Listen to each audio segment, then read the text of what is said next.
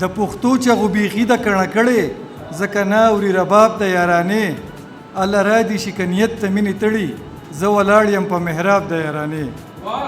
په دې پسې بلنه ورکوم یو ځوان شاعر چې وسوسې شاسوار یو غزل هم ویلی دی، ډېر ښکلی غزل یې ویلی دی. هغه به یقینا چې تاسو اورېدلی وي. وایي د خلکو یارانو خو په سلګونو بچي راوړو او زمونږ یارانه خو د سلام مخکې نه ځي. بلنه ورکوم سمی خاکسار نه چې راشي او زموږ سره خپل خوندور کلام شریک کړي. سمی خاکسار ستاسو په درون استقبال کې. د شاجي صاحب ووایي چې یاره خلکو یارانو خو لکه بچي راوړل زمونږ هغې نه دي راوړي، زمونږ هغې هم د خیره سره راوړي دي. وایي دا شی چې ته مړه ته دنګ شه پسې لکه زمونږ یارانې بچي راوړي نه د ذات پته یې لګي نه د خیل، داسې وران چې لکه ټرمپ او نتنیاهو، داسې تور لکه برینلار او ګریسګل. او زه په منډه د یارۍ په پوله نظم یار دی راشي که تر عمره په دې لار ځي. یارانه کې د خیانت قایله نه دی خاکسار نه ځي او که ځي نو ښه په جار ځي. ستا د مینې تبه مې زړګی یا ولوخړه کړي، دومره ګرمایش کې به میده سوځي که نه سوځي. ما وایه چې ولې دې به اوسې شونډې پولی کړلې، ګرم چینه ګوټ وکه چې خوله سوځي که نه سوځي.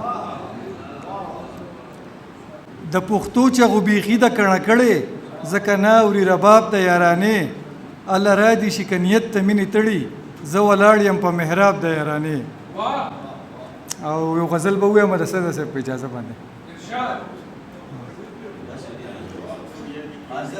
په خصلت کې یار بیخي لکه د مار، ټکې راکړو په زړګي لکه د مار.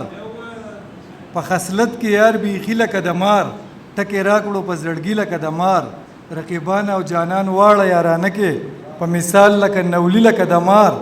ما په خوب کې د وفا انجام لیدلی خپې نشته د یو زی لکه د مار. چې پیسې نه وي نو منډه کړي او ځغلي په ډک جیب پسې راځي لکه د مار. دغه حال وي یارانو ځان ته ګورئ چې نیتونه څوک ساتي لکه د مار.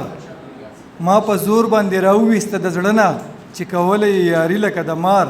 واکدارانو په ولس کړي چجده څه په بل رقمې خوري لکه د مار. په لستوڼي کې ټک ورکي پټ په پټه خپل خپلوان خو وي ثاني لکه د مار.